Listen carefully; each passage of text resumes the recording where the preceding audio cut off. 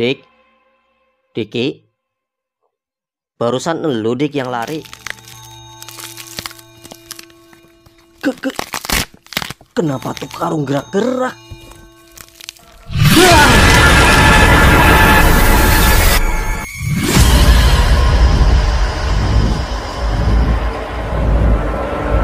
Wah!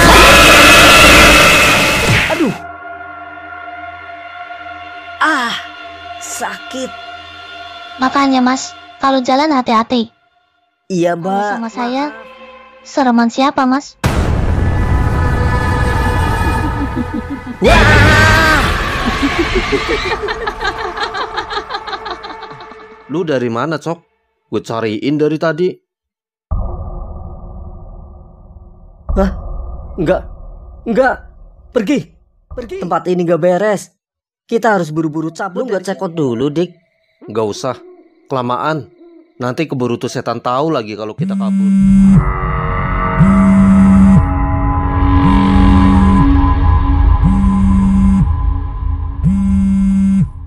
Cok, HP lu bunyi tuh. Berisik.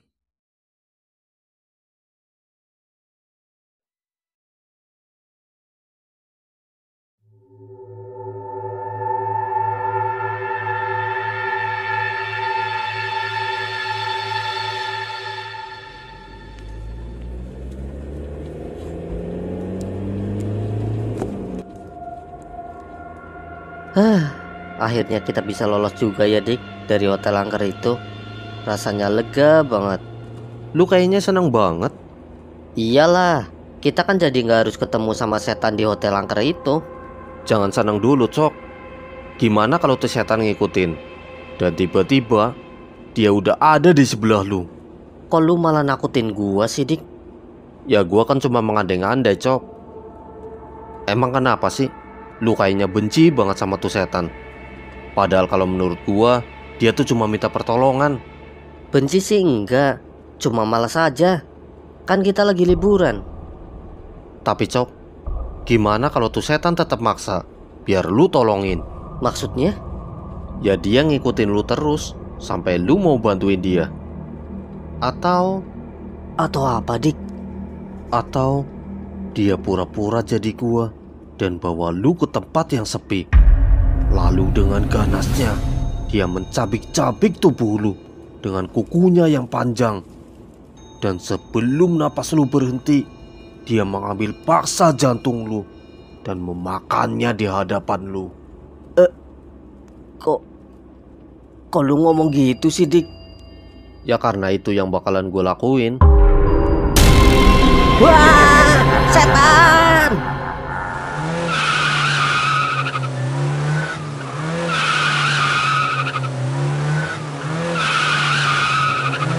Ah!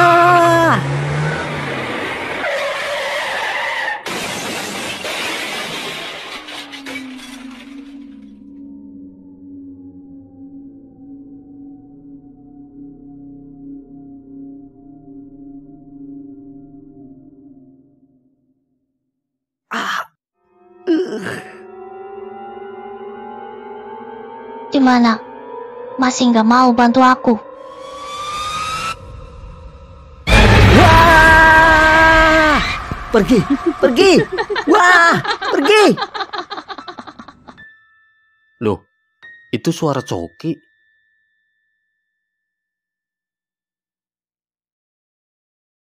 Wah! Pergi lu setan! Pergi! Cok, lu kenapa, Cok? Coki.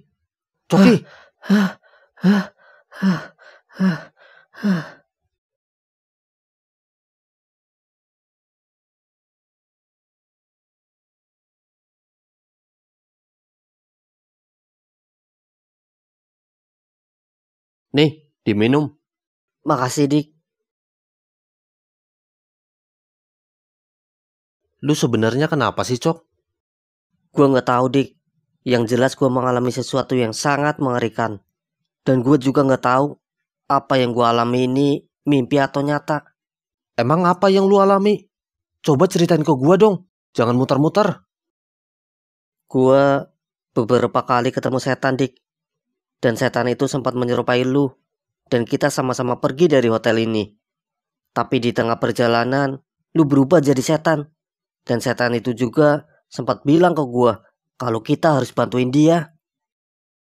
Dan setelah itu, gue nggak tahu kenapa gue bisa tiba-tiba ada di sini. Gue yakin kalau apa yang gue alami ini bukan mimpi. Kalau apa yang lu bilang benar, berarti ini ada sangkut pautnya sama kejadian gua kemarin. Dia juga minta tolong ke gua. Terus apa yang harus kita lakuin, Dik? Gue juga nggak tahu, Cok. Tapi yang jelas, kita harus selidikin ini semua. Kita nggak bisa cuma tinggal diam. Apalagi pergi dari hotel ini. Tuh setan nggak bakalan biarin kita pergi gitu aja. Sorry ya, Dik. Sebelumnya gue nggak percaya sama omongan lu. Nggak apa-apa, Cok. Nggak masalah. Tapi, Dik, yang paling sering muncul di hadapan gue adalah sosok hantu perempuan. Berarti kemungkinan dia yang minta tolong. Gue sependapat. Dan gue yakin ini pasti ada hubungannya sama kamar 306. Gimana kalau kita masuk ke kamar itu? Caranya? Sini, gue bisikin.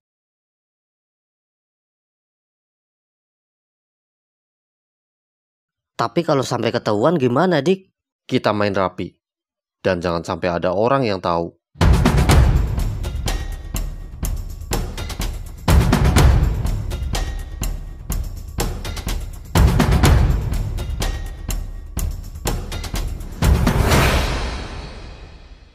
Mbak, itu kok kamar saya airnya nggak keluar? Masa sih, Mas? Coba aja Mbak lihat sendiri kalau nggak percaya.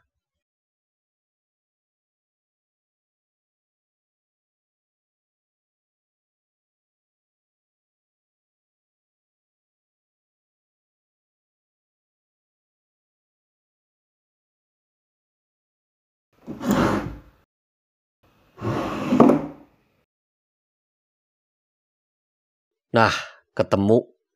Kamar 306.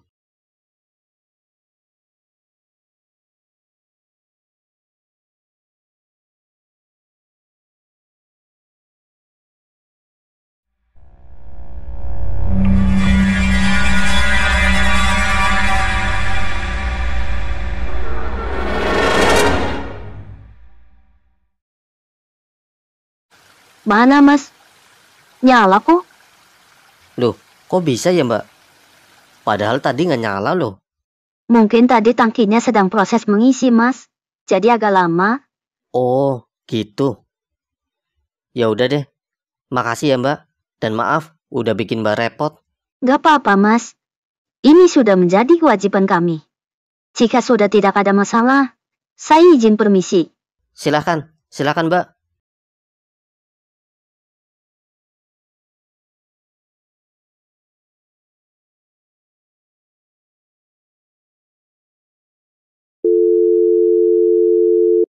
Halo Dik, gimana? Beres. Gue udah dapat kuncinya. Nanti malam kita beraksi. Oke.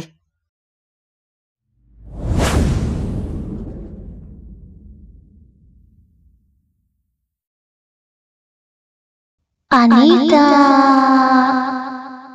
Anita. Siapa yang manggil? Jangan-jangan? Ih.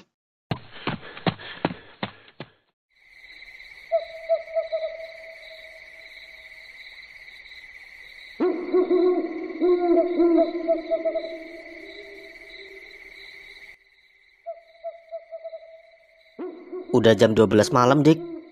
Ya udah, ayo kita mulai.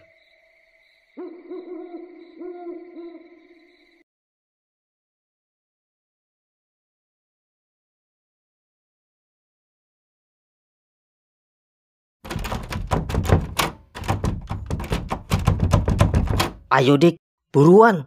Nanti keburu ada orang. Sabar, kuncinya agak macet nih. Nah, kebuka. Ayo.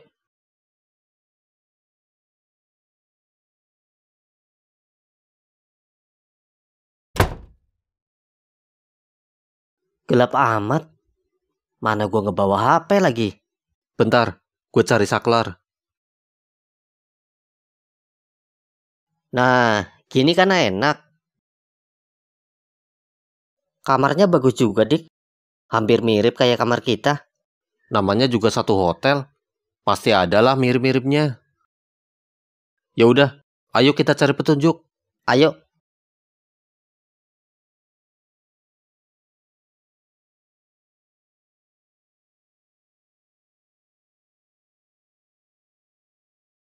Kamarnya masih rapi.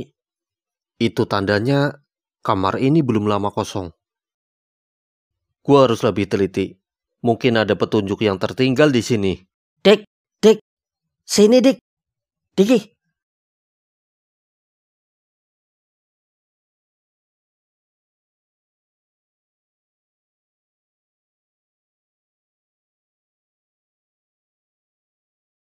Ada apa, Cok? Nih, lihat. Di sini ada bekas garis polisi. Berarti itu tandanya pernah ada kejadian di sini. Lu bener. Dan gue juga dapat ini. Ini kan hantu yang kemarin gangguin gua. Ganggu gue juga, Dik.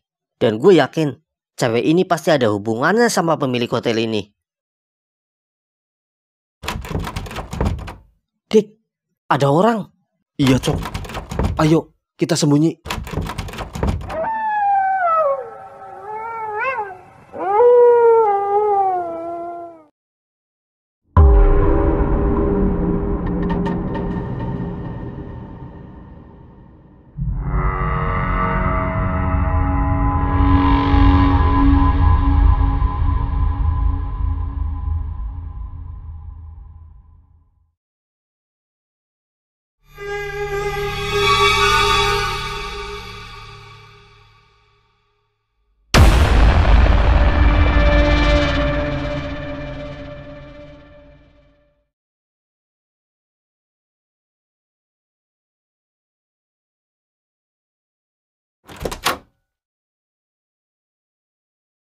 Udah, Dik. Udah. Untung resepsionisnya kosong. Jadi gue taruh aja kuncinya di bawah. Biar dikira jatuh. Terus apa rencana lu sekarang? Gimana kalau kita datangin langsung Pak Ilham? Dan kita paksa biar dia buka mulut. Gue yakin dengan adanya foto ini, pasti dia nggak bisa ngelak.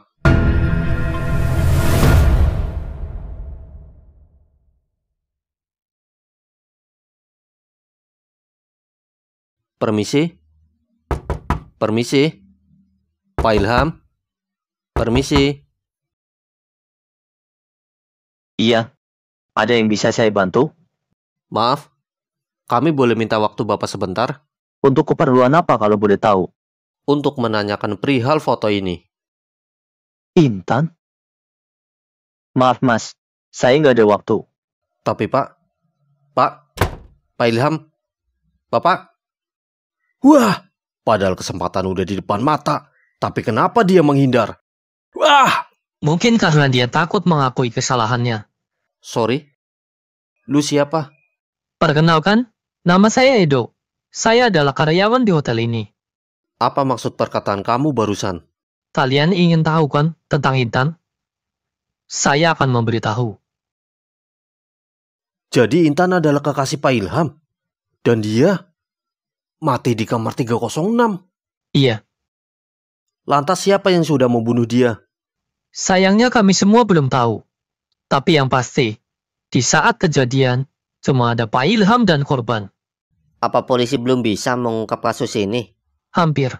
Hampir berhasil. Tapi sayangnya, barang bukti yang sebelumnya ada di TKP tiba-tiba menghilang. Dan polisi menjadi kesulitan untuk mengidentifikasi sidik jari di pisau itu. Tapi bukannya di tempat kejadian hanya ada Pak Ilham? Bukankah itu berarti dia pelakunya? Memang benar.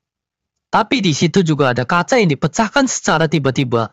Dan itu menjadi alibi bagi Pak Ilham. Dia berdalih, pada saat ia sedang menunggu Intan yang sedang membuatkannya kopi, tiba-tiba dia mendengar adanya suara kaca pecah. Lantas ia buru-buru datang ke dapur. Tapi naas, Intan di situ sudah bersimpah darah, dan nyawanya sudah tidak tertolong. Jadi artinya ada orang ketiga di kamar itu. Iya. Tapi itu jika menurut pengakuan Pak Ilham. Saya pribadi gak percaya dengan ucapan dia.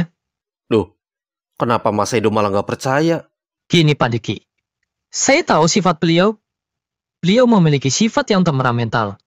Bahkan kepada karyawannya sendiri, dia sering main tangan. Apalagi kepada kekasihnya. Mungkin di saat mereka ada berdua di kamar, mereka mengalami cekcok.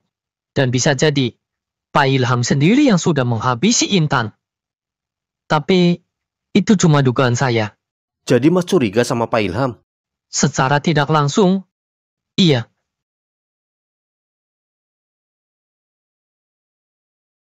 Intan, maafin aku atas semua perbuatan aku ke kamu. Karena kamu mendapat banyak masalah. Sekali lagi, aku minta maaf, Intan.